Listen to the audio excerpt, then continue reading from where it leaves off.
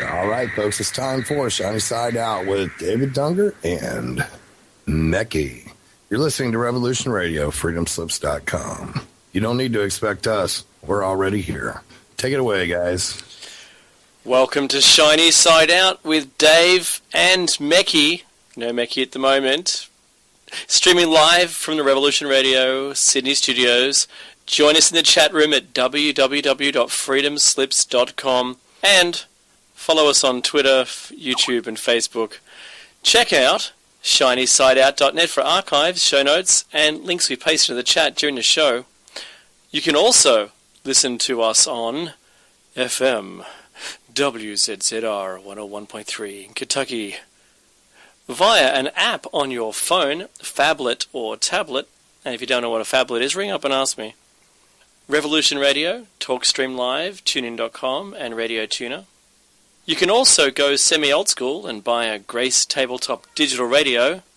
Also, that's the third also, coming soon will be Real Radio FM, Live 365 and iHeart. All revolutions in radio.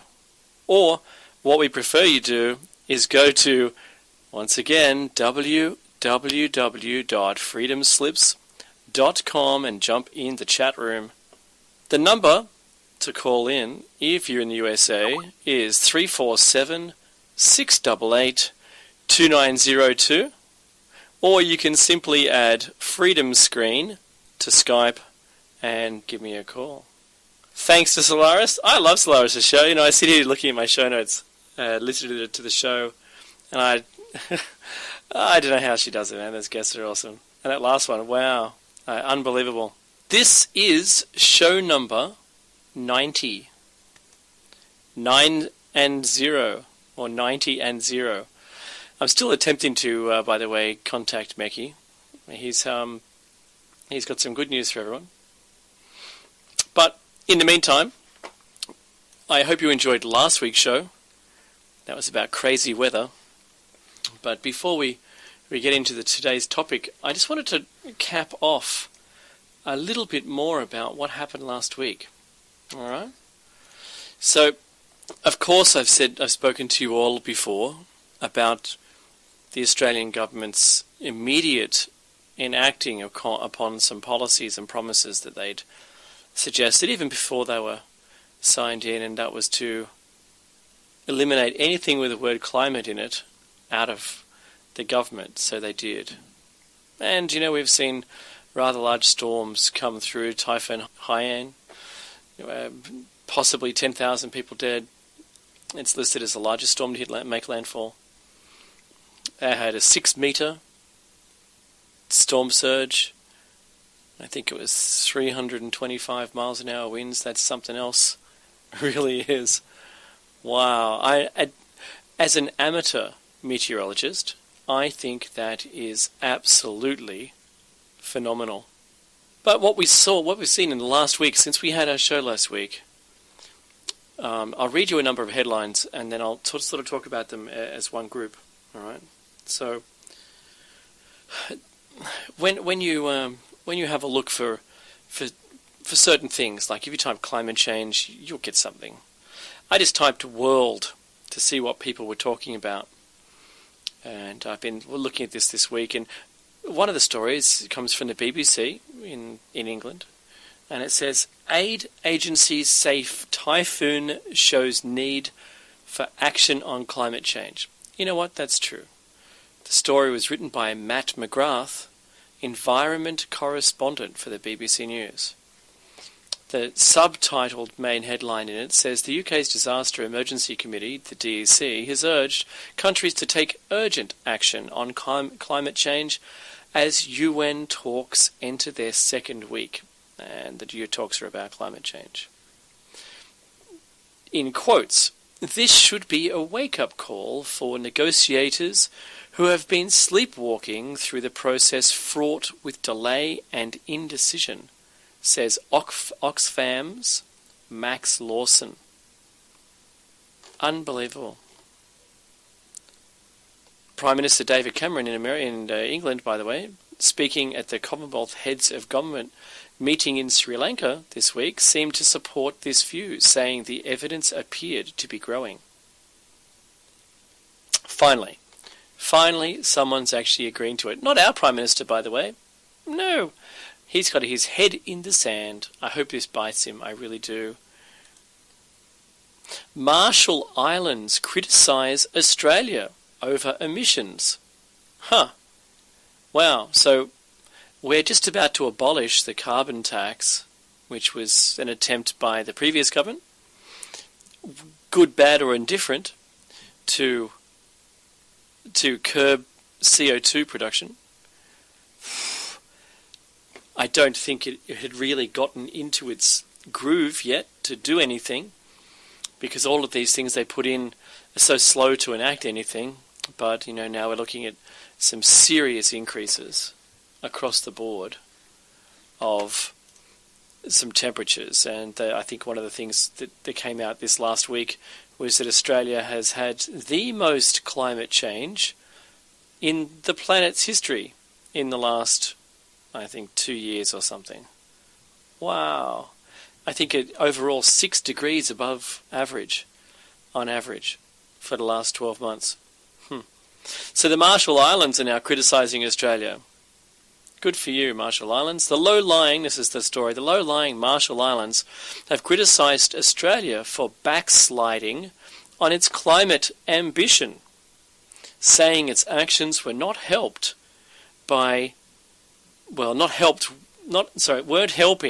work towards a treaty to combat global warming. And that's completely true. We're going backwards. So we're going to turn it off effectively with no replacement. They can't vote the replacement until next year, until they have the Senate. Good luck with that one. 2013, another BBC News one. 2013, one of warmest on record. This year is likely to be among the top 10 warmest years on record, according to the World Meteorological Organization, spelled with a Z, for all of you lovely Americans. We don't spell it with a Z, we spell it with an S. It continues a pattern of high temperatures blamed directly on man-made climate change. True. The president of the World Bank, Jim Yong Kim, told BBC News that warming could no longer be ignored. Wow. Didn't you make the wrong turn, Prime Minister Abbott? Wow. He didn't say that, that's my comment. Editorial comment. He urged action to reduce emissions to minimise the likelihood of disasters like Typhoon Haiyan, which has claimed thousands of lives in the Philippines.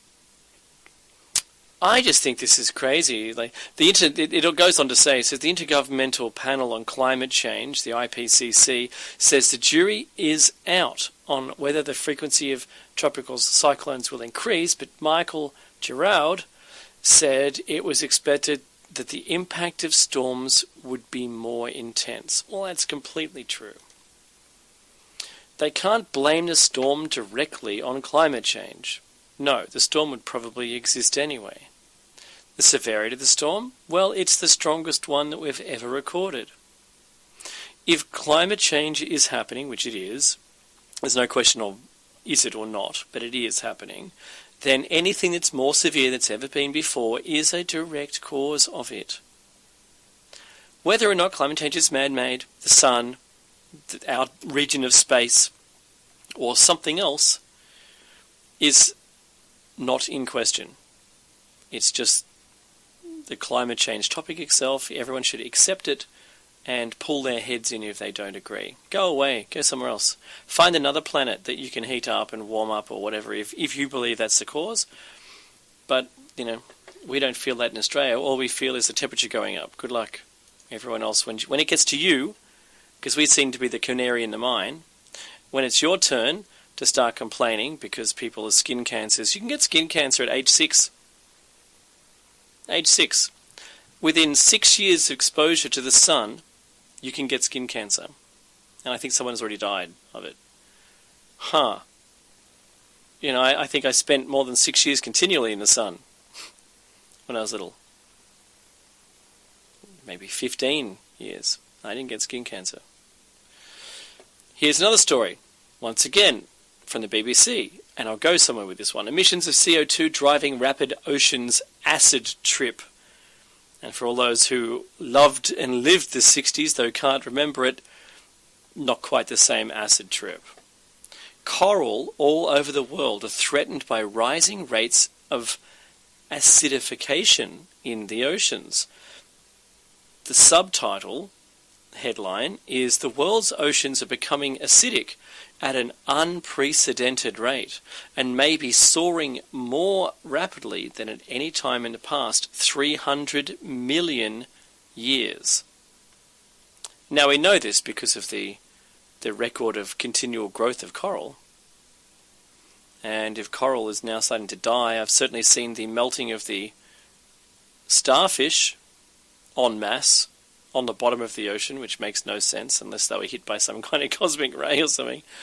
But they look like they're melted, and there's something to be said about that. I know that if you have something like an alkaline and put it in your eye, it would dissolve your eye until it's gone. It won't stop dissolving it. It'll just keep dissolving it. Sort of like the blood from aliens from the movie Alien. It's like acidic and eats through everything. Eventually it does stop, but yeah, it has to equalize. So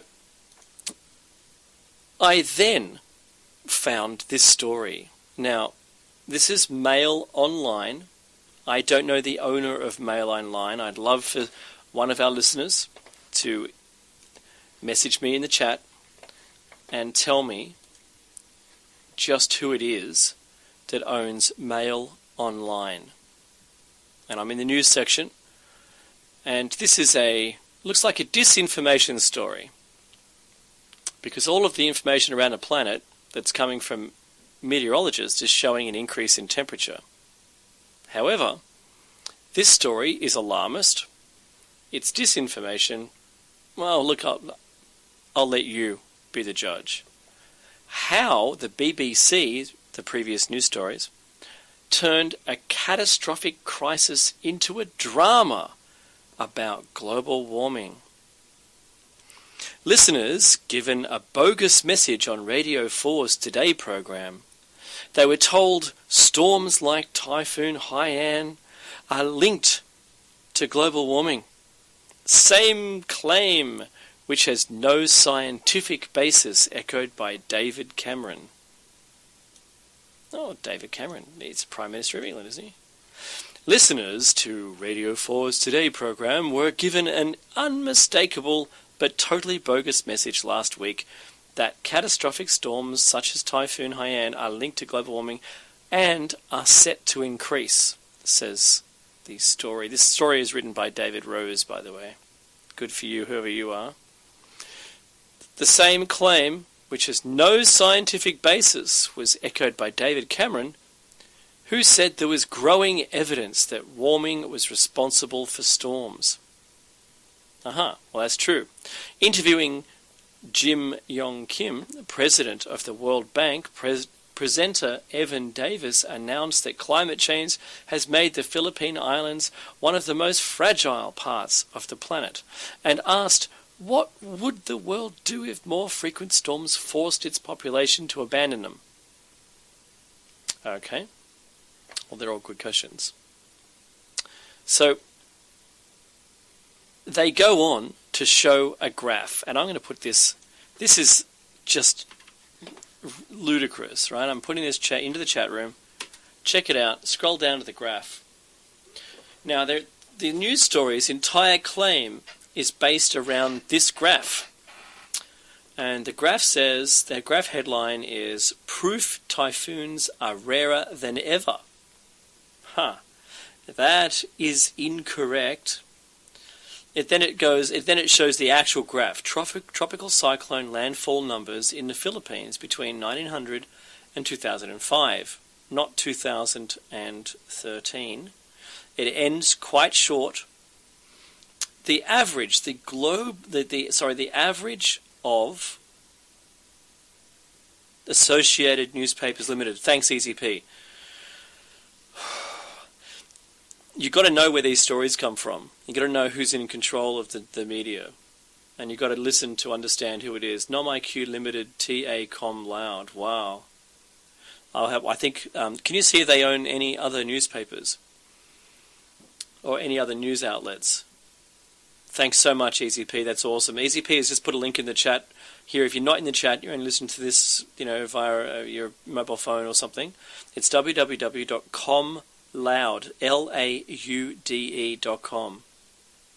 I won't read the registrants and rest. You can check that out later. But I'll tell you that the tropical cyclone landfall numbers in the Philippines doesn't count the actual number of typhoons. It only counts those that made landfall. And what's weirder still is it's a big ocean, and not many of them actually do hit land. That's why initially when Typhoon Haiyan was rated as speed, and it's London. It's London based. Wow, I think they're haters, probably a government. So what's really weird here is that they're claiming in this news story, I'm a debunker at heart, and I don't believe everything at face value. Proof typhoons are rarer than ever. Yeah, this story says that the graph only shows landfalls, not the actual number of typhoons a year, even though we know that the Philippines is hit at least on average 20 times a year. However, that's not shown here. It's only landfall, and hit doesn't have to be the eye. The definition of this is iffy at best. So this story goes out there, it pokes fun at everyone else, it tells everyone that everyone's wrong. It says there have been very few Category 5 storms like Haiyan in the Pacific since 1991. A study published this year by the American Meteorological Society states in the North Pacific, overall tropical cyclone activity shows a significant decrease since 1998. They said they're counting the number of them in the whole North Pacific, not the ones that are affecting the Philippines. Also, their statement there is a significant decrease since 1998. But what about overall? What about the last 10 years? It really isn't right, I have to tell you. Oh, I think I've got someone. No. Oh, thanks, Solaris. Solaris just messaged me and wished me a good show, even though once again I'm by myself. I hope you guys can put up with me. So, the BBC, the National Age, the BBC again, another BBC story talking about coral. They actually have real people here. They're talking about pickled water, talking about acidification. They've got real data in their stories, talking about the pH. Seawater is mildly alkaline with a natural pH of about 8.2. All right, it can go from 0 to 14. 7 is neutral. So they're actually talking about the ocean actually getting worse, and it's true. And here we go, we've got these people just saying everyone else is wrong, and apparently we're right for some reason, and it doesn't exist. People choose their news, and, unfortunately the people who are going to choose this story are the people who believe it isn't real. And they don't sprout any actual real facts in their story, but claim to have all the facts, and I think that's hilarious. But I'd like to push this in a different direction. People blame me for being doom and gloom. Actually, I'm just a realist. People talk to, I spoke to one of the callers, actually, last week after the show for about maybe 2 hours. It was awesome. And we talked about a lot of stuff. I won't give the person's name away, but he was very informative, well educated, which I trust the majority of our listeners are. They had a good background, a good footing about where, how, good moral compass. That everything seemed like like, they're an informed person who can make decisions.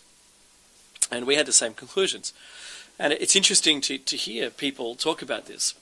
So, and talk about all the topics. We went across a broad range of topics too. So you know what? I'm contactable, guys. You can contact me. Just don't make it too late, because I still do have to work as well.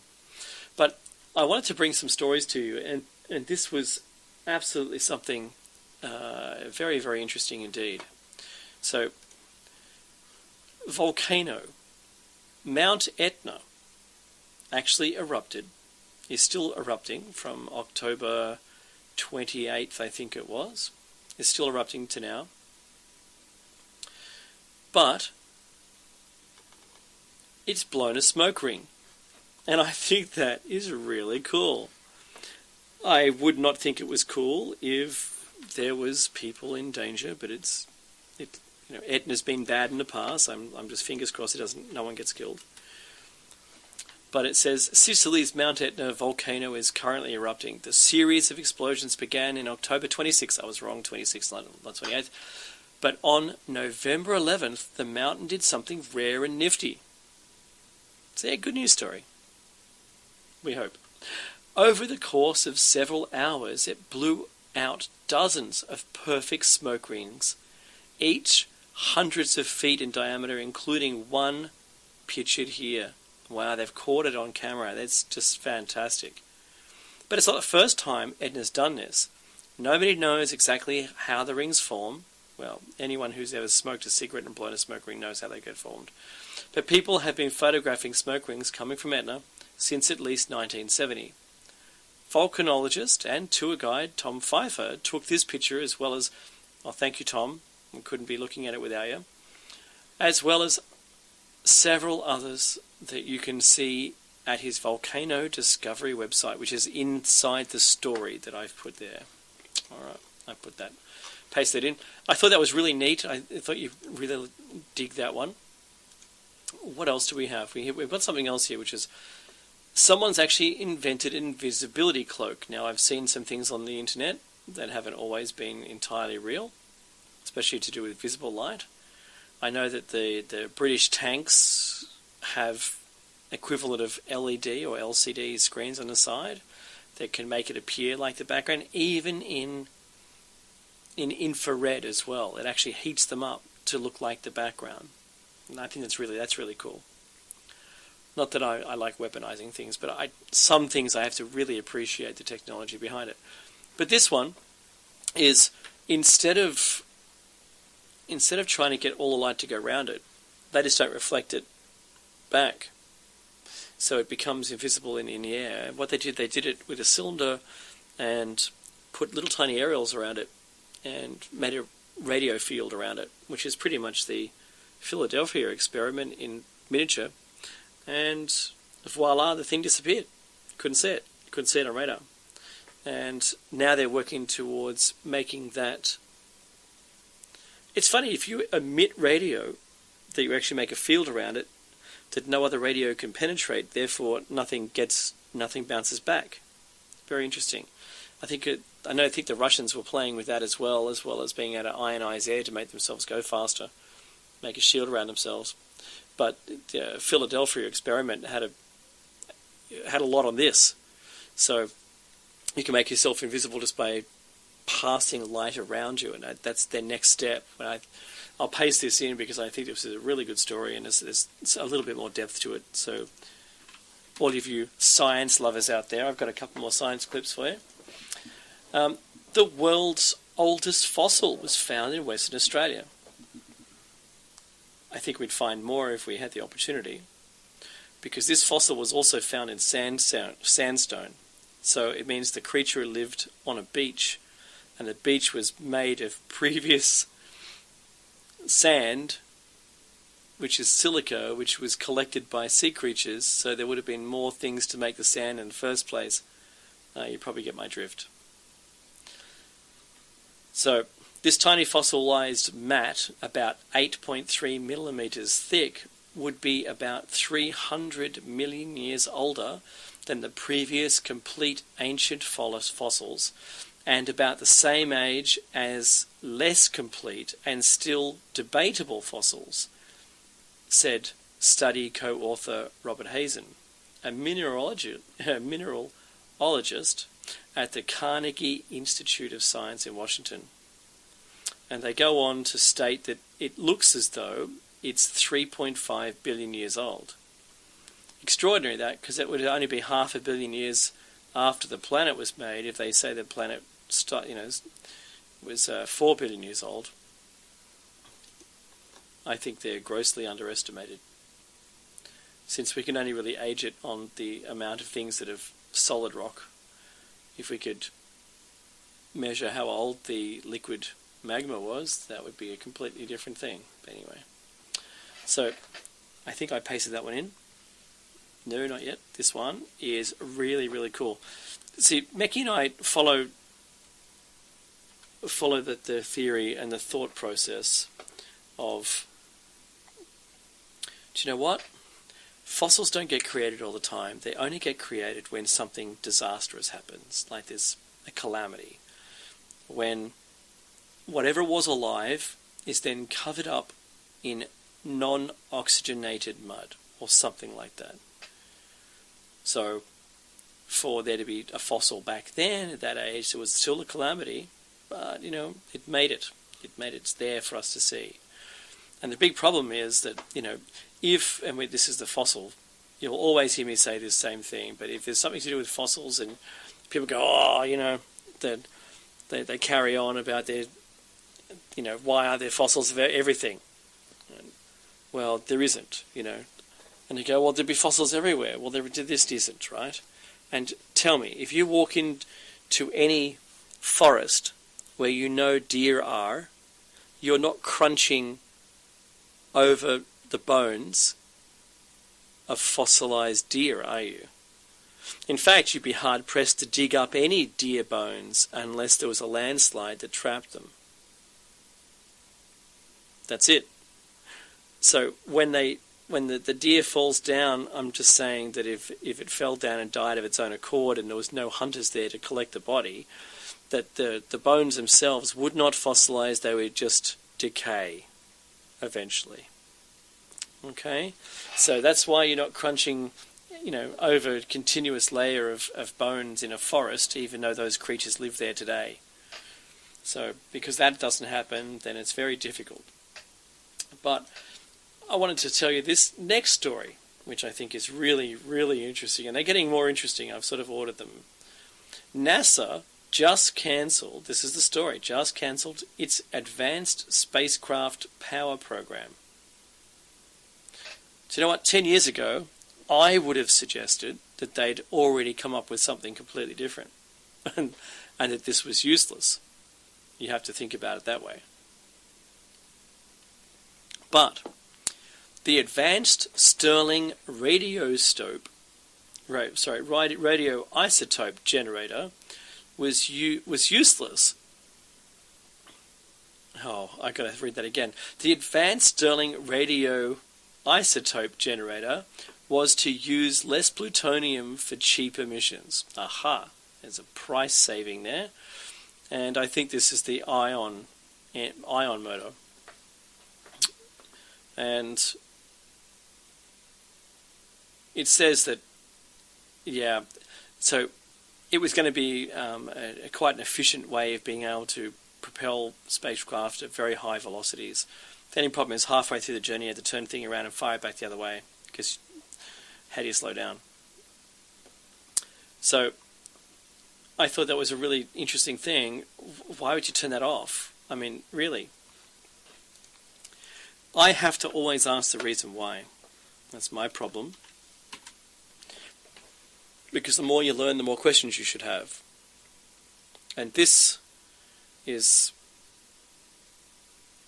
proof, once again, that they have a technology, I think, that they don't need this. They can't just be saving money and turning off the space program and letting all the other countries go up there on their behalf. Why would you turn off the shuttle? Yeah, it was a bit of a drain, but not a drain like all the other deep black projects, like the underground bases,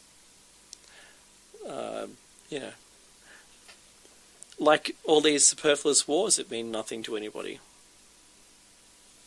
except a severe loss in population. I think it's awful.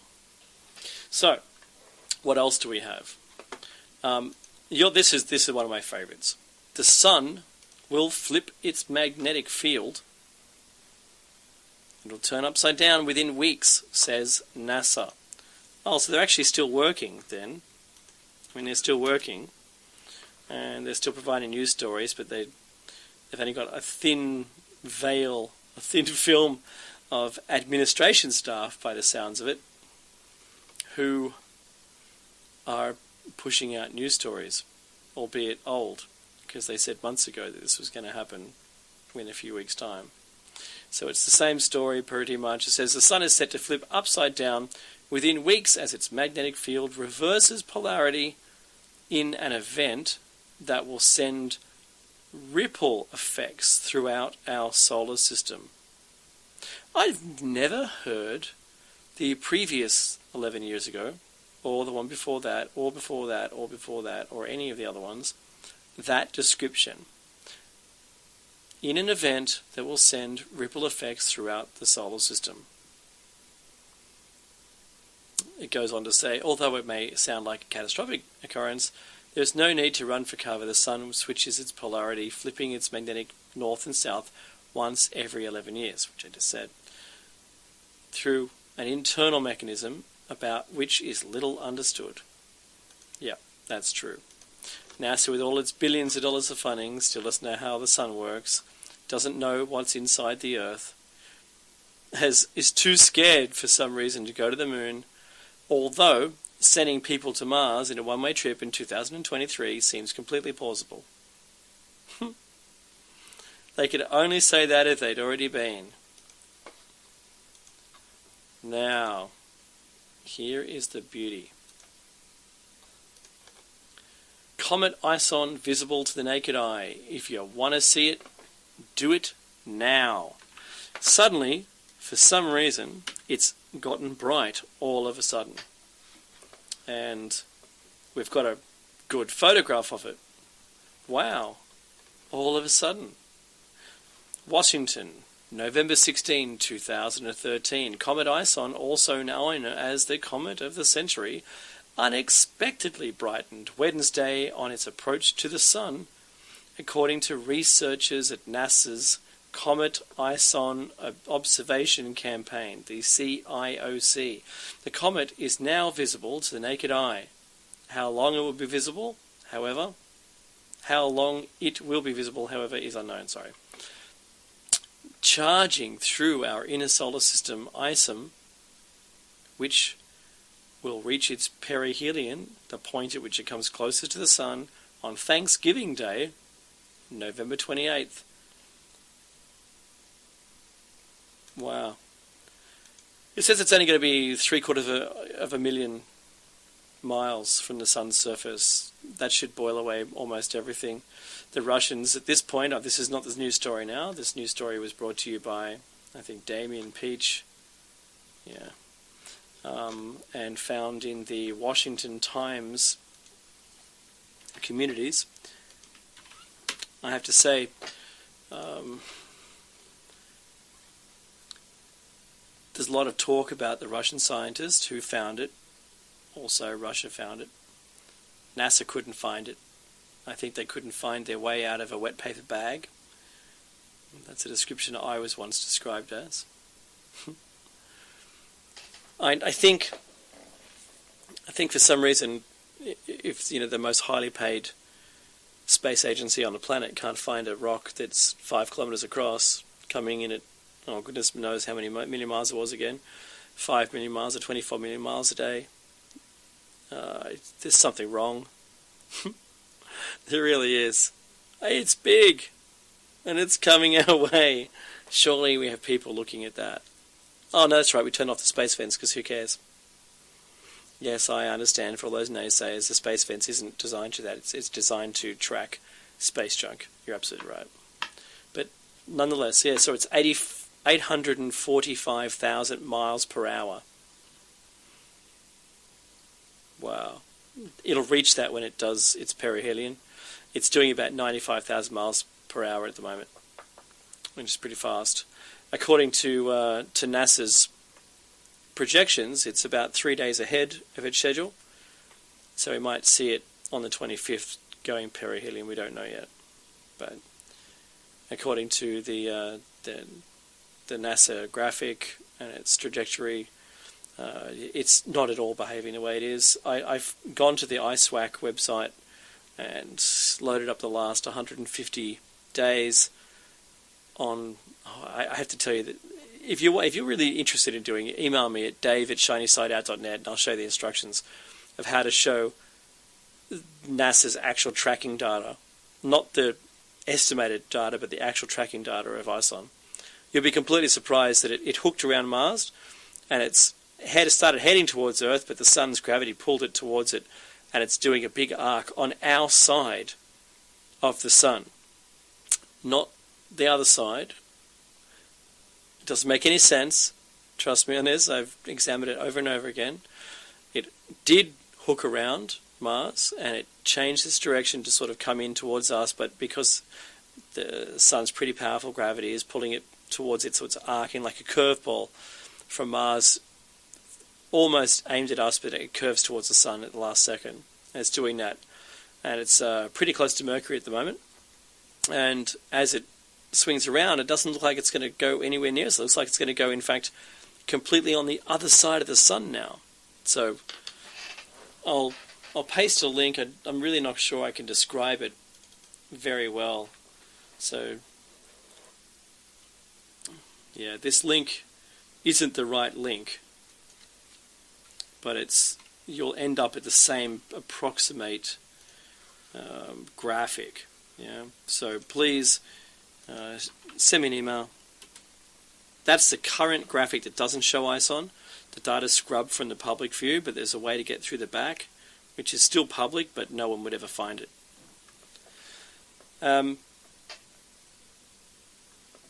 Oh, hang on. Sluzen in the chat room is writing something at the moment, which begs attention.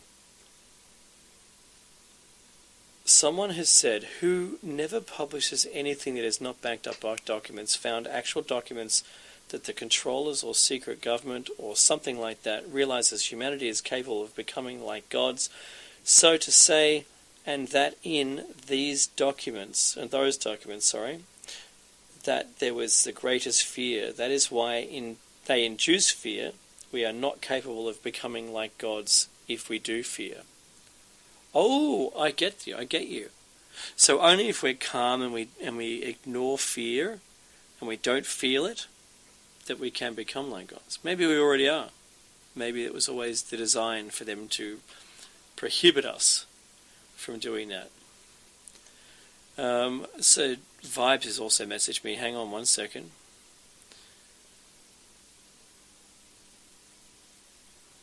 Wow, awesome. So, I want people in the chat room, if they can, if you have the power to, if you have the internet, and I know you do because you're listening to me, unless you're in Kentucky on WZZR, can you please jump into freedomslips.com right now? Up the top, click the chat, choose a sign-on name and click OK. And then come in and say hello. I'm Narara in the chat room, Narara. I have a little black hat. It's cute. Message me, please. Message me. Oh, I've got a call. Awesome. Let me add the call to the group. Hello, area code 928. How can I help you in this lovely evening? Well, I've been enjoying your show. You're very, I just enjoy your information, and I just had some I wanted to add if you would like to hear them. Oh, absolutely. By all means. It's a two-way street. Well, Nick Begich, first of all, I am not down with it. You got to be skeptical. You've got to use your own mind Mm-hmm. and he's given us some wonderful information. But if you give us 90% truth and 10% fear, then you're still getting some poison, right? That's true. That is So, so true. Yeah. So I would be skeptical as well. And there's a whole lot of comments. I'd like to listen to the show and have a lot of things I could comment on. You know, the most thing I would really like to comment on is Nikola Tesla, if you're interested in that subject. Yes, in fact, I have been all my life on Nikola. Amazing, just an amazing person. The origin of which is truly unknown, and there's a lot of people that are putting ideas forward. Where his information went is a completely other story, where the FBI, it's claimed, came and took all of his patents. I believe that the world could be a different place if they'd been able to implement those, but we don't know what they are. We can only presume, and we can presume knowing and based on some of the hearsay of the time about, and the facts as well, join them together, about how he was able to blow up his own power station and then ask for another one, and they denied him, unless he had certain conditions met. I think some of the things that he was doing would have been done by people eventually. Just that right time, right place, right financial backers. He created basically the society we still live in today. But I think he created more than that. And only time will tell, whatever that takes, to find out what he really made. I mean, it's truly amazing. Remarkable person to have been given that much scope to be able to do whatever he wanted to, I have to say, to better humanity. However, not all of it was good. Not all of the things that he made were ever put in place. And what was the biggest thing? Caller area code 928. What was the biggest thing that Nikola Tesla's invention, what was the biggest invention he was denied deploying to people, and why? Well, I would suggest the biggest thing was Walden Cliff Tower. He had a method for transmitting power and communication worldwide using the Earth and the atmosphere, the upper atmosphere, as in essence a capacitor, whereby you would resonate with the Earth and the upper atmosphere frequencies, and you had an infinity of channels. That's one of the things people don't understand about Tesla. The Walden Cliff Tower, infinity of channels. And why was that? It was because it's like lightning. It's like fractal. It's like quantum physics. He was so ahead of his time, and he was so misunderstood. I could go on and on about Nikola Tesla. He was, misunderstood and all that. I would suggest that he was here and did his work and did as good as he could. The fact the FBI raided his safe, he was very, one of the things about him was he was learned early on because he was robbed. One of his first experiences was Edison. That's a whole story in itself. Mm-hmm. Edison, I'm sorry, go ahead. No, I completely agree with you, and you're right. The answer that you provided about the free energy was right, but the only thing that I wanted to know, and this is not to really confirm with you, but to confirm with the listener as well, is the reason why the free energy wasn't allowed to go ahead. Well, I would suggest that the consciousness of this planet, the people, it's a very interesting thing if you really look into Um, if you give everybody the power to destroy everything, we would have been destroyed. So it has to be very delicately managed, if you understand me. But honestly, I think we're ready for it now. At least I know you and I are. Hmm. Yeah, that's true. Well, I heard that a discussion had taken place between Tesla and GE, and during his demonstration of his free power. So I think he transmitted the power some few miles down the street and showed that you could have electric light bulb on, you could do what you liked. And they said, how do we charge them for it? And he goes, well, I guess you can't. And well, what I believe you're talking about is when he was talking to J.P. Morgan. There's like several stories within that question that you're talking about. Mm-hmm. J.P. and near the end of his,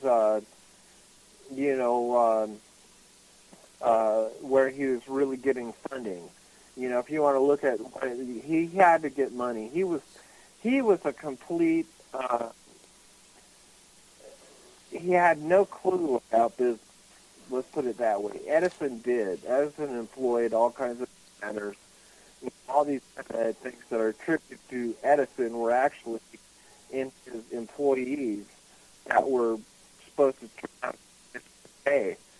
Because Tesla was so far open that he just would see things and he would be able to figure them out in his head, figure out them to a micrometer of distance and make them work.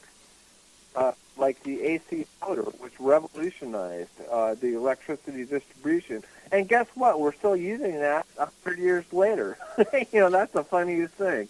He invented our electrical grid, and then he improved it, but they said, well, wait a minute, that's too efficient. We can't charge people for that. That's where J.P. Morgan and him really differed when he was building the Walden Cliff Tower. Mm-hmm. Yeah, it's, money stifles a lot of really good ideas. The money and the greed behind trying to make money from the idea. You can only imagine where we'd be today with all of that money spent if we didn't have to spend it on power. You can only imagine, seriously. It's my view that it goes a little deeper than that. I would suggest this, that if we choose not to be a host for a parasite, which is what these, you can go, I don't know how far you go into this, but I could talk at length on the parasitical entities that harvest our creative productivity. That we just don't got to do that anymore. We can choose to say no. And that's the message I think is starting to, I feel really positive about this. I think people are starting to understand that we don't have to be a beast of burden. We can choose to create our own future and have fun. Don't you think it'd be fun to have fun? Oh, I know it is. So I completely understand that. I like where you're going with the fear thing. Well, it's easy. We're being sold a bill of goods that is we don't need to buy. We don't need to be afraid. This is hard for me to talk about because I've been a victim of it. I guess that's maybe why I understand it a little bit. But what I see happening now is that people are starting to go, wait a minute. The Federal Reserve prints money out of nothing and then charges us for it. What's up with that? Do I need to participate in that? Well, at the moment I do. I got to buy groceries, but maybe we can realize that we can collectively say that, I don't really need to, we can find a better way. And I guess it comes down to this. This is what I would say. You and I are reality generators. So guess what? We can choose to create a reality where this earth is paradise. What do you think about that? Don't you think you could say no? No to the parasites? I think we can. I really do. I think that the idea that you're putting forward is a great idea. You know what? If you could make that happen somehow, I'd certainly be on board. I have a problem with the viewpoint and the position that I'm in. Yes, I have to play the money game. It's unfortunate. You're right that the central banks print money for this is out of thin air. It's only one step away from that, and you have the mining companies who just dig up something that's somebody else's or was really no one's, and sell it to people. So their manufacturing is just digging something up and processing it. But if you ever hear, I'm just going to go on a limb on here, but if you hear anyone say that that the running of nuclear power uses less carbon than a coal-fired power station, don't believe it. The production of uranium from yellow cake to uranium and the shipping around and the purification processes actually uses more per output of the life of the material so of carbon. So it's actually and then you have a quarter of a million years to wait for it to reduce in radiation. I think that if we were to have something that can pluck electricity out of thin air, or run on water, or you name those inventions that I've seen, the over unity generators, which are just smart in the way that they operate. They're smart in the way that they conserve energy and magnetic fields in the production of electricity. And I've seen the equations on it, and I've seen how they work, and I just know that that's possibly the future in which we could all live. We could have a little thing about the size of a 44-gallon drum, and that just runs your house power. You pull the cord on it, done. It's working. And I think that's where we're going. I think if only it would happen. There was a company called Lutech in Australia that did possibly what Tesla was working on. Very simple, very, very simple idea of just conserving when energy is expelled in an electric motor and how much, and being able to refine. Remember that the original jet motor, the motor that the Germans had made during World War II, has been refined now to 3,000 to 4,000% output energy increase. Yeah, same fuel, more energy out. It's just better. So the same thing was, you take something that's terribly inefficient and just start to making it efficient, and then you can see where the flaws are. And in fact, this is what's been going on. The AC motor is an awesome motor. I love how it works. The coils rotate in one direction, but the magnetic field goes in the opposite direction as it works. I've actually done the physics of it. I think those things are awesome. But the Lutech company got bought by China, and they just disappeared entirely. They were bought. They had proof over unity is real. I think that if there's anything hidden out there that hasn't been bought yet, it will be bought and will be hidden. I remember living through the 70s. It's the end of the world. We can't find any oil. And then suddenly, let's reduce all the car sizes. Great, we did that. And then suddenly, wow, we found more oil. And then we get to another fuel crisis, and the fuel goes up in price, but it never comes down on the backside of the fuel crisis. Well, we found some more oil. Now we found even more oil, and now even more and even more. And in fact, one of the largest reserves on the planet has just been found. I think it's just slightly greater than the Iraq oil. basin, which is The Saudi largest. Arabian oil. Yeah, and there's even more now, apparently. So Yeah. each Yeah, one of no, those, there was a guy in his... Yep. Go ahead. I'm just sorry. I'm sorry to interrupt. I don't mean to. No, you're fine. You've touched on so many interesting subjects. I really am enjoying this conversation. Yep. What I want to say is this. If you want to find free energy, find it in your own heart. This is what's going to transform the world. That we've got everything we need. It's all there. We don't need all these conflicts, man. If you can get yourself together, you can help your friend. That's kind of where I'm coming from. Just learning how to love better. This has been a problem for me because the more I work on where I feel, the more I find I've got some stuff I've got to, kind of look at and let go of.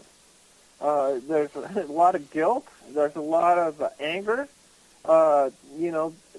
I don't know. What do you think about that? What do you think about subconscious programming, the stuff from your childhood and perhaps past lives? Do you have any thoughts about that? Well, I do. I know we're getting really close to the break. We have around about 1 minute left before the break music was going to come up. So I think I can cover it off. I believe that there are past lives.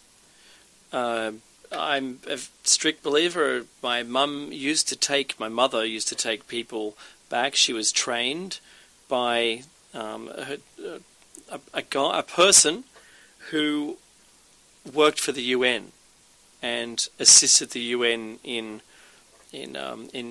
believe it or not, research, and advice.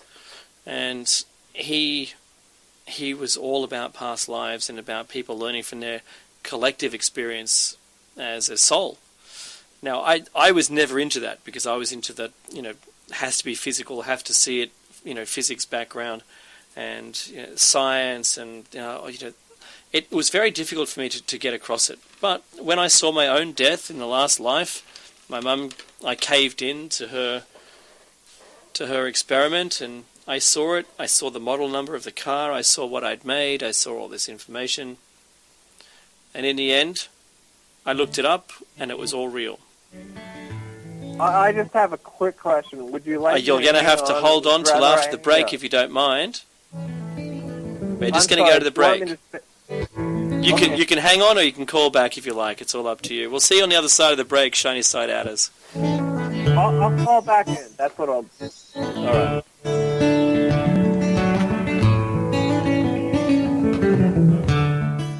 freedomslips.com. Yes, that's www.freedomslips.com. Click the banner on the homepage for the EMP Proof Bullet Drive to get the full scoop of everything that we offer. So, folks, keep your data safe for your peace of mind. Revolution Radio, freedomslips.com. You don't need to expect us. We're already here.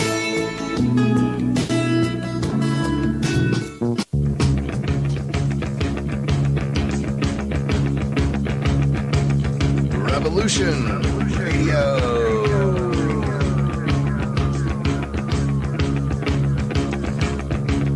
You're listening to Revolution Radio, freedomslips.com, 100% listener-supported radio, and now we return you to your host.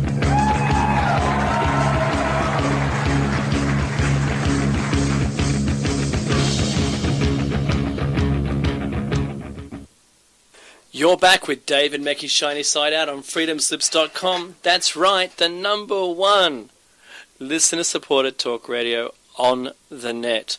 This is listener-funded radio. If you like what you hear, please go to freedomslips.com and push the donate button on the site support page. It's on the left in the chat, if you're in the chat right now. Your donation is greatly appreciated and helps run this station. We are halfway through show number 90. And, well, I think I'm talking about everything today. Everything and anything.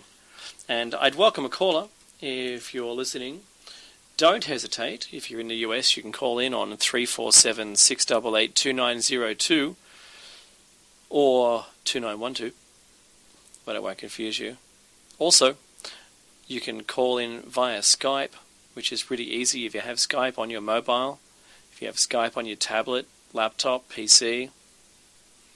You can add Freedom Screen. Freedom Screen. There we go. We have another caller. Awesome. Hello, caller. Area code 928. This is Keith from Arizona calling you back because I was enjoying the conversation so much.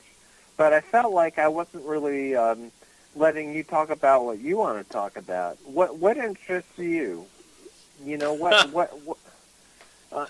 I just want to know about you. Sure. Well, I just have to say, I fell into IT. I love IT. I'm naturally gifted in it. I hope all of my previous bosses would agree with me. I'm up there. I was assessed very young at possibly being slow to learn, but then was found the opposite. That I was just bored, and I just went through public school system to enjoy myself, and went on to do some schooling in the US of A at Canyon High School. Awesome school, by the way, if anyone's from Canyon. In Anaheim, California, by the way. So I lived in Anaheim Hills. I love America for what it is. I loved it for what it was. And I share the disappointment in the post-2001 changes. I think all of the satellite countries around the US are disappointed in the loss of freedom. We were proud as you are proud of your freedoms, and to watch them disappear is actually quite sad. I think it's hurtful. I think it hurts society to see that happen. And I'm not just saying that because I went there. We're losing them too. And I think on that scale, on the freedoms topic, I think everyone around the world is being equalized for some alternate purpose which isn't announced to us yet. We can presume that it's a one world order, new world order, one world government, one world currency, whatever they're trying to plan. But you only know that big business, who offshores everything all the time to try and make the greater profit, will lose in a one world order situation, new world order, one world currency. Because if there's one world currency, then people are going to argue for one world wages, that they should be equalized. Maybe that's what they're doing to everybody, downskilling everyone, so everyone's wages get trapped low so that it's not so bad. I'm a firm believer that there is a technology out there that's going to save us all, that's going to help us. I also believe that aliens are real. You know, I go on record as saying that. I've written a book down. I just noted the things down first for all the naysayers out there, or the trolls who tell me that I'm only doing it for profit. Well, I've made, honestly, $240 I've made in profit from my book sales. That's it. Wow. That paid for a couple of months of internet. Yeah, awesome. At least 2 months of cable TV. So please don't think it's for money. It's not. This is also community radio, the largest on the internet, and for talk radio. And I like what I do. Mecky and I both. It's a pity Mecky's not here to defend himself today, but I know it's about me. Your question. Mecky and I both share the same kind of interests, and we're just happy to be able to tell other people about them, and we're happy to open people's eyes and get them smelling the real air, so to speak. You know, when The Matrix came out, area code 928, Keith, when The Matrix came out, we were completely surprised that someone else thought the same way. Because that movie showed us the point of view in which we'd been telling other people about. We've always had this point of view. I knew it from a very, very, very young child, that the media isn't told everything from its leak sources. They withhold everything. They use the leaks as a tool. They don't tell you everything. If those people who are driven by the media from the other side of the media, not the people driving the media, not the reporters who think they're doing a great job. Hello to both of you who do friended me this week, because I told them in no better way that I could was that the media has information withheld from them, and they didn't like that. They worked in the media and said that's not true. And I said, oh, yeah, you go and ask any police officer how many deaths there were this weekend in your town, for real, off the record, if you can get it, and they'll tell you a grossly increased number to the number that you think is real. They don't tell you everything. They don't want people to get fear. They don't want people to go down the street staring at everyone else thinking they're going to get killed by someone. That just promotes fear. They don't want that. So, sorry, I fought a troll. I keep hearing this, don't feed trolls. But do you know what? I offer every troll, every one of you, email me. If you want to actually engage me in a real conversation about something, I'm happy to answer the questions. If you have a question, I'll answer it. If you want to tell me your opinion, I'll also take that as well. I will. I would like to say something if it's okay. Shoot, man, anytime you like, Keith. Well, I really appreciate you. You have a wonderful show, and I've listened to you guys. Maggie, I guess, is not online tonight, but or am I getting it confused? Anyway, it doesn't matter. No, Meki would be on tonight. However, he's a brand new dad himself for the first time. Congratulations, man! Absolutely. Love and blessings, man. You know, well, I'm a big believer in group energy. So that this is what I would say. You know, if a lot of us say we want this, man, it's going to happen. And I am 2 for 2 on predicting events on this network, saying awesome. that. I'm sorry. Awesome. Yeah, 2 for 2. Well, good for you. That's fantastic. Can you tell me more about what those 2 for 2 are? Easy ones, so I can't take that doesn't much matter. Credit. Steve Travesty was saying that there was going to be a stalemate on the budget thing, the debt ceiling, and I called him up and I said, no, man, I looked at it. I meditated, and I said, no, they're going to pass it at the 11th hour, do the same thing they always do. Now, that's pretty easy. And then Michael Henningsen had... he's another broadcaster on this network. Had a lot of psychics saying there's going to be this huge earthquake in California. Yep. And I asked Mother Earth. What I did is I meditated, and I looked at Mother Earth and Father Son. This is how I see them, so this is my terminology, and it's very different. It's very hard to talk about to people because most people don't think about it in those terms. But what Mother Earth told me is, no, she's trying to be as mellow as she can. She does not want to destroy civilization, and nor does Father Son. These are living entities, and they do not want to destroy civilization like has happened many times in the past, where the whole Atlantis and all that stuff was wiped out. And so I said... no, this earthquake's not going to happen. At its very most, there'll be a small earthquake in San Diego. And that's a very easy prediction because those always happen. So, But I was right both times. And the reason I was right was because I just asked Mother Earth. Anybody can do this, but it takes practice. You can't just suddenly say, oh, I'm going to meditate. You got to do this every day and connect with... your deeper sources. And I've been fortunate to have some very talented psychics in my sphere of acquaintances. And I'm not going to be more specific in that because I don't have their permission to tell you who they are. But I've had a lot of help in learning how to be quiet inside. If you just get, if you can just turn off your internal dialogue, get neutral, and listen, you can open yourself up to a whole I mean, oh my God, I could go on for a whole, 3 hours on this subject. If you just listen, just learn how to listen, that can really be a benefit to all of you, all of us. And I'm no I'm no angel. Do you know what? I've probably learned it because I need it, really bad.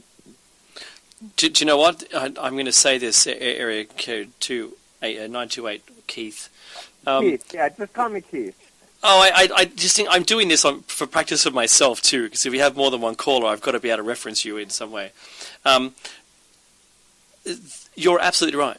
Being able to turn off your internal voice and not say anything, not saying anything to yourself, not saying anything about someone else, not talking at all, making no sound, having no thoughts, and thinking only and as a listening device to other people, listening to others. I think it's a tremendous skill. If you can do it, I know I've practiced that my entire life. I'm going to put this out there, and Keith, try this yourself, and I think you'll find this a complete challenge, absolute challenge. And tell me how long you've got. What you do, you put a stopwatch in one hand. If you can get your hands on a stopwatch, it's going to be pivotal to how successful you are in this. Zero it and have it ready. Understand how the stopwatch works. Click the top, click it again, and it starts and stops. If you have a digital device that does the same thing, use that. That's fine. Sit in a room with absolutely no lights on. Must be as black as you can get the room, no light. All right? Sit there and start the stopwatch when you feel comfortable that your brain is silent, that you have stopped thinking anything at all.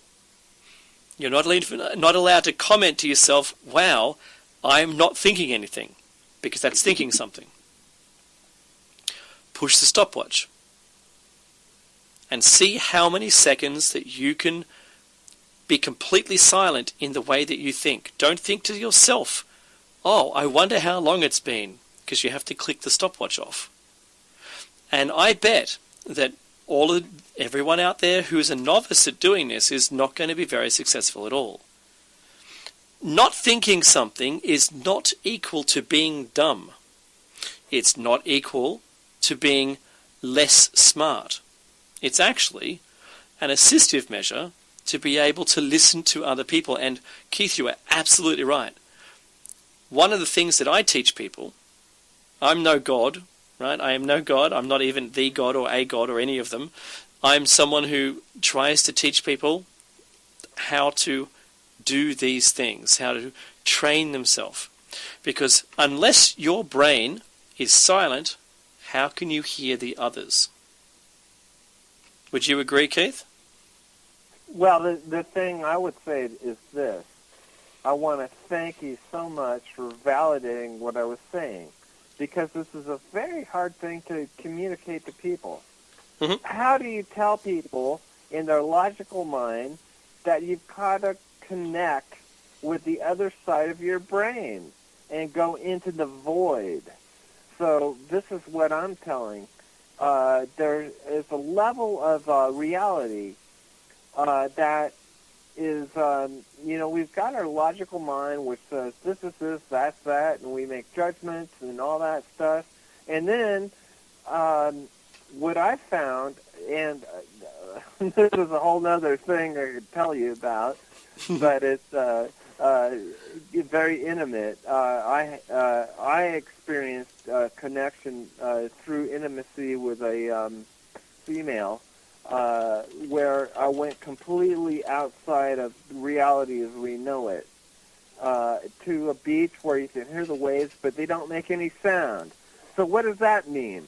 You can hear the waves crash on the beach, but they don't make any sound. It's like completely, I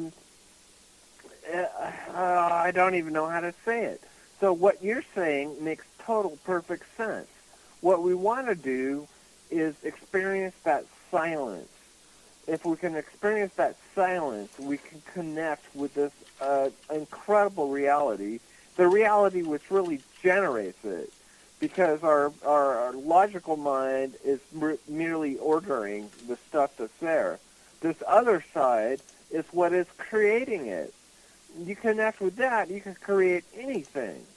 That's just my opinion. But I have direct experience with it, so it's not like I read it in a book. I've been there. Yeah, completely. I was telling a friend of mine today just how powerful the brain is. I think there's a book. Don't get me wrong. I would love to interview the author one day, and I think it's something. I think you'd have to get a thesaurus out, but it's something like the gift of dyslexia, and the person who wrote the book is actually dyslexic. No, I actually remember that. Yeah, and what if you're able to? He describes in the book the actual differences between someone who is dyslexic and a normal brain, and that all of the traits, all the following traits are real. And one of those traits is that they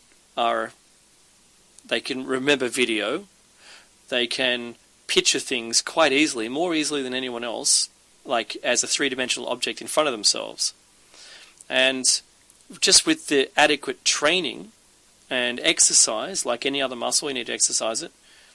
And if they're able to picture something, say, as complicated as a horse's head in front of them, no Sicilian references in this one, and if they can rotate the horse's head around and look at it from any side, and then make the horse's head go to behind their head. Now, it's not an easy task. Anyone out there listening, if you're having any success with this, let me know. But it's an interesting exercise to do. I can do it after having practiced it for a while. And though I'm not dyslexic, I found my ability to concentrate after performing the exercise was outstandingly increased. I was able to concentrate at a level that I don't think I'd been able to concentrate before. I found it quite successful. It's like stretching before, running. I was a track star when I was young, and I really didn't stretch or do anything in it, but I was easily able to do a whole bunch of stuff better than others. But when I did stretch, I found it an incredible experience. So if you can picture the horse's head in front of you, turn it round, make it sort of go through you and come behind you, and to remain behind your head as an image that you've created in your head, you'll notice immediately that your dyslexia disappears. And this is what is in the fellow's book, the man who wrote the book. I believe that when I heard the interview, it was a man. I think something like The Magic or The Gift of this Dyslexia, if you can look it up. Maybe pop it in the chat to help me out, and I'll advertise it to everyone. It is an amazing book, and if you do that, I'll get the guy on and we'll interview him. It seems as though through what he found, and this isn't reviewed science, this is he was able to perform an experiment, repeat it science-like, and he found that this was the outcome. And when he did it with more and more people, he found that their dyslexia went away, and that in fact his hypothesis really is that the brain is just not coordinated enough to be able to read. And when you're able to coordinate it by performing this exercise, it's then able to perform its functions with left and right brain communicating at the proper speed with each other, like they're relative to each other, standing, facing each other, you know what I mean? So I found that to be really interesting. And try it yourself if you listen to this in YouTube, in hindsight or retrospect. Have a go yourself. And if you think if you find this also successful for you, also, pop your chat in the comments below. We'd really appreciate it. And you can always email me again and go back and listen to the first half of the show. I give my email address out. You can also find it on shinysideout.net. But look, we've been joined also, Keith, believe it or not, by area code 760. Hey, how you doing? This is Bill from Rhode Island again. Hey, Bill, how you doing?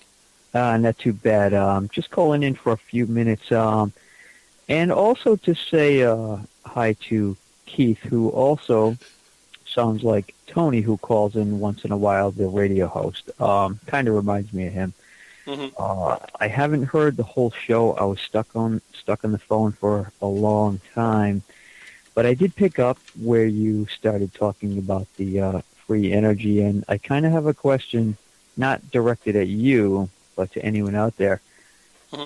Do you deserve it? That's actually the best question I've ever heard. You have to deserve it, and in order to keep it, if you actually do get it, again, you have to keep deserving it. Everything gets trashed. Everything, sometimes things are just a temporary gift for the purpose of you losing it so that you know what you lost. Mm-hmm. And then you can try again as a whole, hopefully, and maintain it. But you have to deserve it. I think you raised a really good question. You go ahead, Keith. Go ahead and let me have a comment. First of all, I have always been straight up. I have never called in on a false name. I'm not Tony. I don't know. Oh no, I know. No, I know. I'm sorry if that's what it sounded like. Area code. Okay. That's okay. The funny thing is, we have resonances and harmonics, so we sound like other people, and we care about each other. So there's going to be a lot of stuff where it sounds like the same person, but it's somebody else. But we just have so much love going on. That's where the resonance really is, in my opinion, is love. Right. This is what's going to explode. This is why Freedom Slips is exploding right now. This station is going viral. People are waking up big time, and your friends and loved ones who thought you were nuts when you said, well, 9/11 was an inside job. Guess what? They're going to find out when a big-ass UFO is floating over the Capitol. They were nuts. We were right.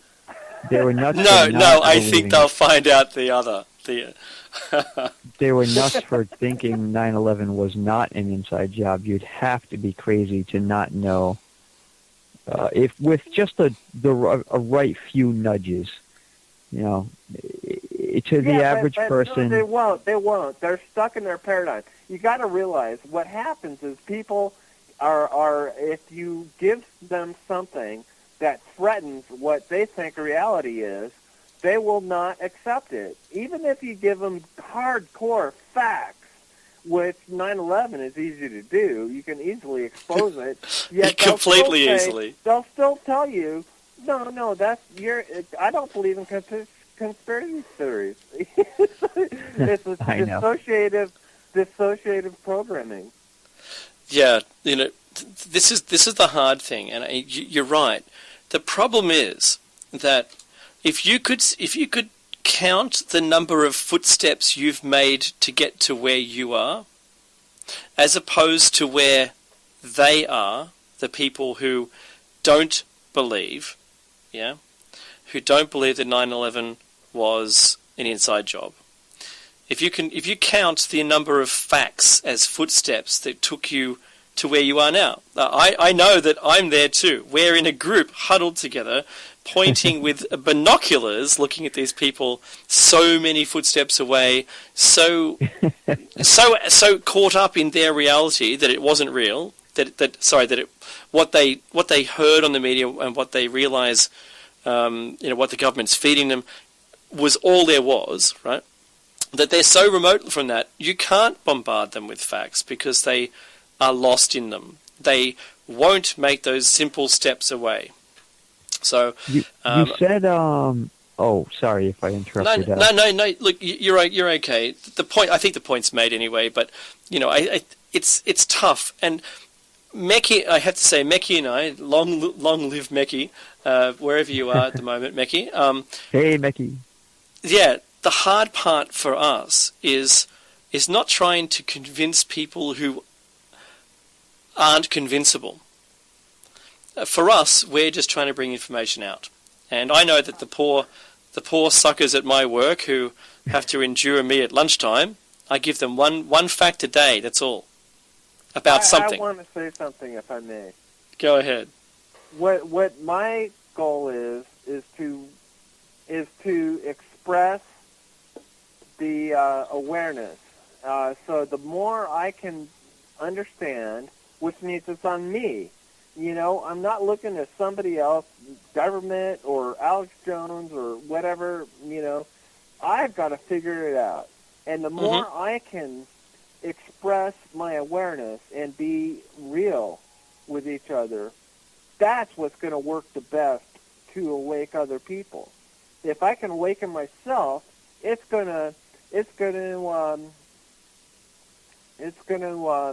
infect others. Well, you know what? Yep. My response to that is first that I agree, but my version is when you say we need to get people to think, that is to say we need them to get them to consider. So we need people to be considerate, and that will get them to the rest of the way, and they'll figure it out themselves one way or another. But Dave, real quick, sure. You were talking about the motor you saw, or the generator, the polyphase or something like that. When I just sort of was popping in when you were talking about that. Lutech, the Lutech Australia design. So someone's put it in already, saying, you know, showing all of the design and everything, and then all these people who are naysayers saying it doesn't work and, you know, it's fake. Well, if it was truly fake, it wouldn't have been bought by a Chinese company. Right.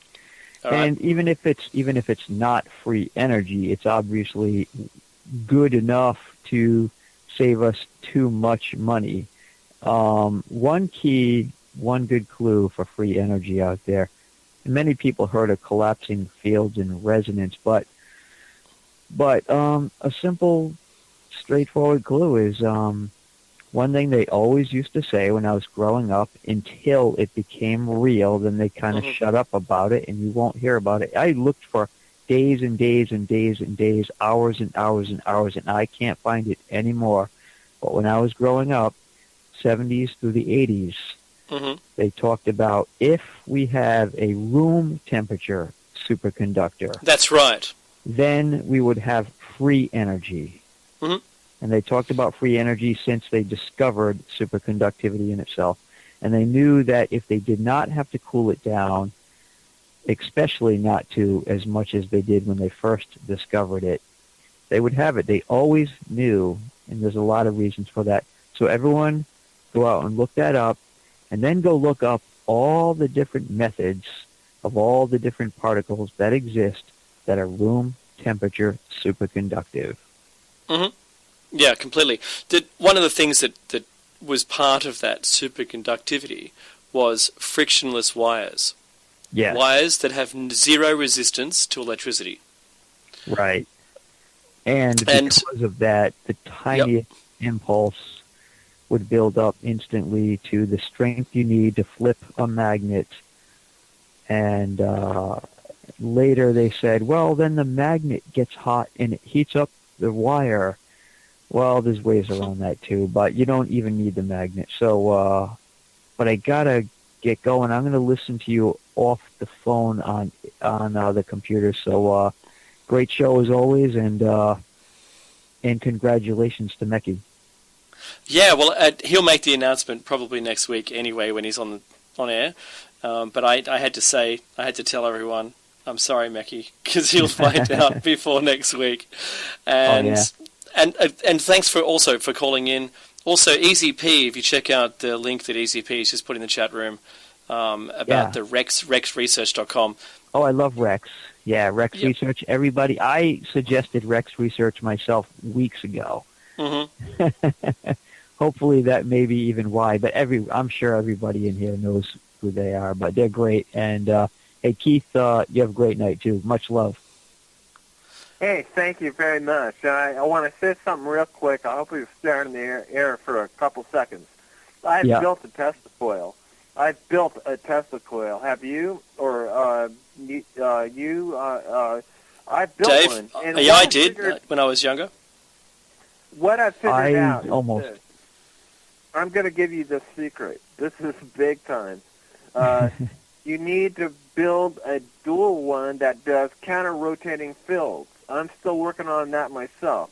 I'm telling you, this is going to make a vortex, which is going to open up a portal to energy and anti-gravity. I'm not even kidding, and I'm almost got it. I'm not there yet, so just ignore me. I'm just a silly person on the net who believes in UFOs. No, That's my well, disclaimer.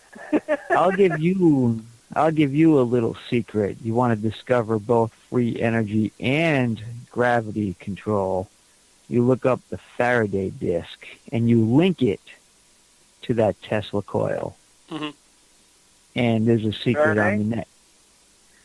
So that's a good clue there for you. But anyway, I really got to get to bed. Great show. I'll be listening while I kind of continue to get ready. And thanks for the info, Dave. No problems at all. And thanks for calling in, and thanks for listening as well. Yep. See you soon. Have a Have a great good one. night. Bye. So I'd like to just carry on from the end of that conversation. There's a number of companies currently working on non-magnetic magnetic shields. Currently, magnetic shields are metal, and being metal, being steel, the only way they actually shield magnetism is by being attracted to a magnet. And I don't think that that is entirely the best way of doing it. Think of the water wheel. You don't get a hose and squirt it at the side of the water wheel. You fill up the buckets in a water wheel and it goes around and round. It empties the water as it goes up, so it becomes lighter. On the way down, it's being filled up. So you're really just putting pressure on one side of the wheel. Awesome concept. Well, guess what? You can do the same thing with magnets and a wheel. Only putting pressure on one side of the wheel. In fact, not only do you have one side of the wheel, but you can do it in multiple locations around the wheel, because gravity is no longer required for the water to have kinetic to potential, kinetic and potential energy. So, if you do your research out there, you'll discover, just like that Faraday disk, check it out. I also have found people are working on, haven't quite perfected it yet, but people are working on non-magnetic magnetic shielding. Don't believe everything you see out there, most of it's fraud. Most of it. I've tried a lot of the free energy motors and fans, and they all contain hidden batteries. They contain hidden magnets somewhere here or there, and it's all farce. However, the ones that I've been working on will require the use of non-magnetic shielding, and because of that, will work like a water wheel. They're not going to go on forever, but there'll be enough torque by the amount of, I think they're called stators, the amount of stators around the edge will be able to provide enough torque to be able to spin something that can get you at least 24 volts or higher.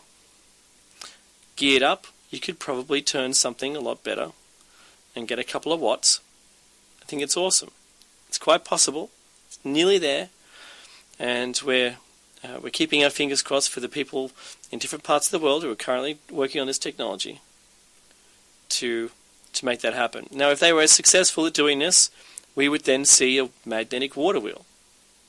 The only thing stopping it is that you can't shield the magnetic fields lines go out in all directions from a magnet, which is its shame. If it was directional, like a beam or like a torch or like a stick you could push, there you go. Awesome stuff. But it isn't. And we're nearly there. I can see Orion says, not completely known, is the copper and aluminium both have magnetic properties. Yes, a copper pipe and a neodymium magnet dropped down through it will cause the copper to heat up.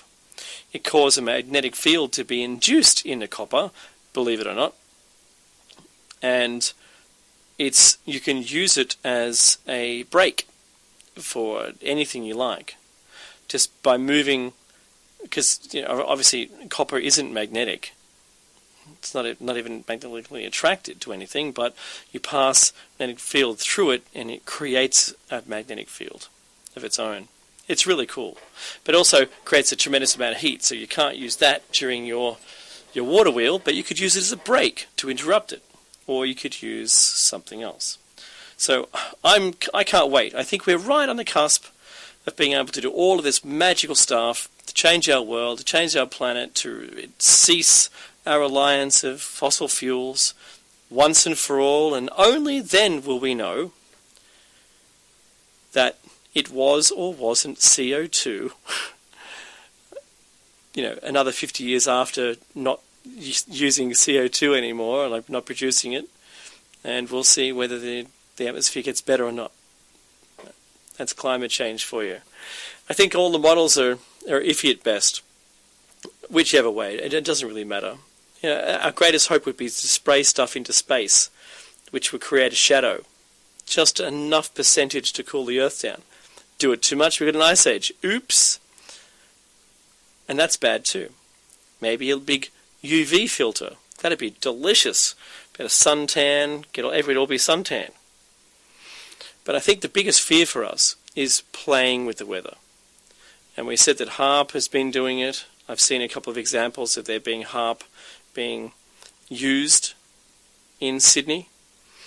A wind source came from a single point and went out in all directions, which is impossible unless a giant column of air fell down from the sky all at once, causing a 90-kilometre-hour wind out in all directions. I don't think that's possible, unless there was a technology that was able to do it. Is there one? Well, we believe there is. We know the reasons for HARP being pushed out there, being accepted grant-wise and development, all the people working there, all the money that they got, the continual development, whether they say it's on or off is irrelevant. I think that if the weather modification component of that was true and that they were successful in it, then they would certainly use it. But would they use it in the way that we expect them to? Are they going to save the day with weather? Probably not. What's the first thing that comes to mind, the first useful use of any technology that's ever been made? It's military.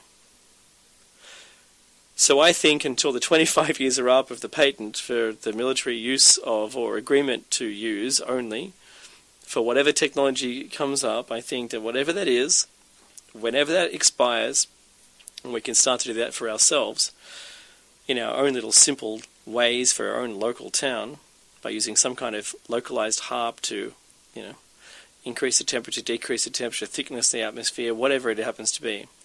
I think until then we're only going to see a military use for it. The biggest complaint that came from World War II is we can't control the weather. And all they did was think, wow, how can we control the weather? Let's get right onto that. That'd be awesome. Wow, imagine that. You can instantly make all the clouds go away. You could just blow them over. You wouldn't even need to use weapons. You could just use the weather. Oh, hang on. Typhoon Haiyan. It raises the possibility, doesn't it, really? That's the tinfoil hat zone. You remember this, Chinese side outers? This is a tinfoil hat zone. I've got my tinfoil hat firmly on, and I'm imagining all sorts of possibilities, I'm sure as you are too. That what could you actually do with it? If you were evil military and you had an agenda, you wanted to do something, you remember, for all those trolls out there, an agenda can only be a group agenda, the agenda of a group for a particular goal. Otherwise, an individual doesn't have an agenda, they have a goal. But a group can have an agenda you could call it a goal, but it can be an agenda for them to bias all their decisions. However, sorry trolls, if you want to attack me, come on, bring it on. Ask me questions. Don't attack me physically. That's just ridiculous. But ask me questions. Send me email. I'm happy to answer anything. I'm just an open book. My information comes from the internet. It comes from my experience. It comes from talking to the professionals in their field. If you're a debunker and you don't talk, yeah, hey, that's an awesome link. Weatherwards.info, I love it. If you are someone who debunks everything and you believe you're the expert personally, I'd love to see some of your info. Bring it on. I really do. I'm not adverse to seeing more information about something. The more information, the more I'm able to make a decision based on all the information I've got.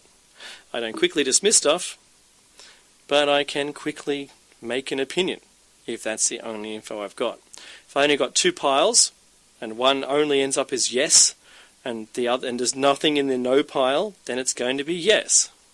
Simple. But give me some no's. Why not? Doesn't hurt.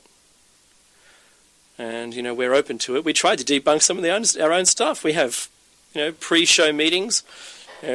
We talk about all the topics we're going to bring up in advance. 6 weeks in advance. Our topics go, and we talk about them. We talk about how we're going to this Mecki and I pre-production shows, and we talk about just how it is that we're going to be able to address this question, address that topic, this fact, that fact. And you know what? A lot of the time we come up with nothing. We have nothing to go in the negative, and sometimes we only have the negative info, and we have to try and find a positive to try and counter it. Then we find no positive, and then it becomes a negative. Try to attack it from the anti as well. So if we've only got positive, or we only have negative, try it the other way. Can we find holes in it? Well, sometimes there's plenty of... Maybe sometimes there's more holes than a cheese grater or a colander. Sometimes it grates you. Sometimes you wake up bolt upright in bed at night thinking the answer. Sometimes you're still sweating. These things are out there. They're out there for us to think about. And I think as a human race, I think we can solve most of the stuff. Sindolo, the AKA Sindolo in the chat room. Dave, the question is, what do you think of John Hutchinson's work? I don't. I'll look up John's work and I'll be able to get back to you. There's about 8 minutes left in the show. Sindolo, if you'd like to call up, you're more than welcome to. The lines are open. And it's sort of like an impromptu roundtable, and I hope I've brought you some information today that's been of use to you, and hasn't just been me rattling on once again, over and over again about the same topics. But please, if you can, email me, dave@shinysideout.net or .com.au. I don't think the .com.au works. So shinysideout.net, dave@shinysideout.net. If you are a first-time listener, you're welcome to call in. I don't mind. If you'd like to, you can check out shinysideout.net or go to the YouTube channel for the radio station, which is freedomslips.com. Revolution Radio is the name that you're looking for in YouTube.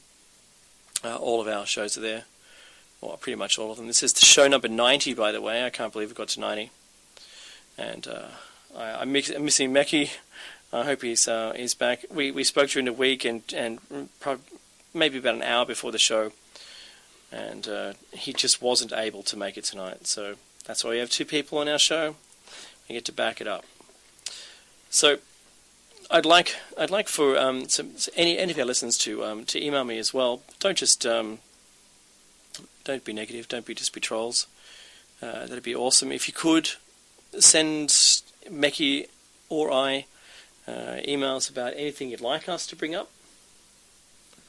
That'd be great too. We appreciate it. It's weird. One of my friends I used to work with, I can't see in the chat room today. I can't see my other friend in the chat room. I think it's a busy Sunday for everyone in Australia here. I hope that wherever you are in the world, that it's treating you well. I hope that you're able to withstand whatever's our future has for us. I've been speaking with a planetary scientist who's working on ISON at the moment, and I know I'll have my own very direct questions for that person if we're lucky enough to get them on. I know that they've been researching this and all the other comets for that matter their entire career. I think it's going to be an interesting thing. I know I've got my own questions to do with the trajectory, the estimated speed, and any of the possible consequences that there may be in the next few weeks. That would be a very, very interesting show, and I hope to get them on board. I've also been in touch with a whole bunch of other people, looking maybe into January and February coming up. I can't wait for us. Oh, thanks, Sindolo. Yeah, that'd be awesome. You don't have to promise. You don't have to promise, and it's awesome just that you're here. Please enjoy the station, and if you're able to, hit the donate button. Any of you listening, hit the donate button, and we're close to the goal. I think we're about halfway through, and roughly about halfway towards the goal for the month. So that'd be great. I'd also like the station owner to tell me one time that the station had some donations during our show. That would be awesome. It's quite rare, except for when I do it, I think. But we have it's always sunny somewhere during our show. I know that it's just becoming 8 o'clock Eastern time. It's 6 to 8 Eastern. It's also... Oh, why is there such a difference in time? It can't be like 10 to 2 in Colorado. This makes sense. It should be like 4 a.m. or something. I don't know what time it is. Oh, no, you're right. It's almost 4 a.m. Eastern. So, please, send us through some topics for next week. Vibes, I'd love to have you to call in. That would be great. I know everyone... Everyone indeed has been wonderful. Our Facebook, we have a Facebook group that is a group for our friends. We've also got a Facebook identity called Shiny Side Out. Jump in and check that out. I don't think there's a show following me today. I think it's just going to go to a rebroadcast. So I'd like to promote them if there was one, unless it's Helena, but I don't see Helena in. Also, Facebook, that's right, so YouTube and Twitter. So on YouTube you can just Google Shiny Side Out. On Twitter, follow us on Twitter. You'll get some news stories you don't get during the week. Also, thanks Pony, you're awesome. Pony's just messaged me. He's a fan of the show, he's also a co-host. As a host of his own show, by the way. What I'd really like you to do is find us. If you maybe you're not technologically savvy, maybe I know you've got that smartphone in your hand and you just use it for a phone. Add Twitter. Get yourself an account. You can look for Shiny Side Out. What we might be doing in the new year, especially when we go live through 365, is to start a hashtag for the show. So during the show we can get questions from those people who aren't in these mediums. I know we're expanding. I know we've got some FM presence, and I'm familiar with how all of that technology works, and likewise with Meki, we're both familiar with that. So jump into it, because it's something that we're able to communicate with you. I think the chat room is an awesome place, and I won't deny it. I've just hit the right amount of viewers on my YouTube channel to be able to have live events. So what we might be doing in the future might, I underlined might, it's in bold and italics, might be doing a live broadcast of the show on YouTube during the show. So just in case, that might be interesting. We might try it once or twice, and if we get no feedback from it or whatever, we may not do it again. But I think that would be an interesting thing. You might see how the show runs. It might be a little neat thing that you can sort of see how it all works. Mecky and I madly type, and we have chat room for ourselves privately, so we can give advice to the other while we're talking, and give information tidbits or links, and that's pretty neat. I think it's a neat thing. Mecky and I live for this, live for it, we live with it, we live for it. It's part of us. I think it's always been. I think we had to wait for technology to catch up. And the least mentioned person on this entire station is Nighthawk. He runs the whole thing. Hey, Mad Painter, I'd just like to say hello. If you're going to take it up afterwards, just message me. It's all good. It's appreciated. Your work is appreciated. Also, all the work that Hawk does behind the scenes is really important. Catch us next week for show number 91, Shiny Side Out on freedomslips.com. We'll see you there. Thanks for listening.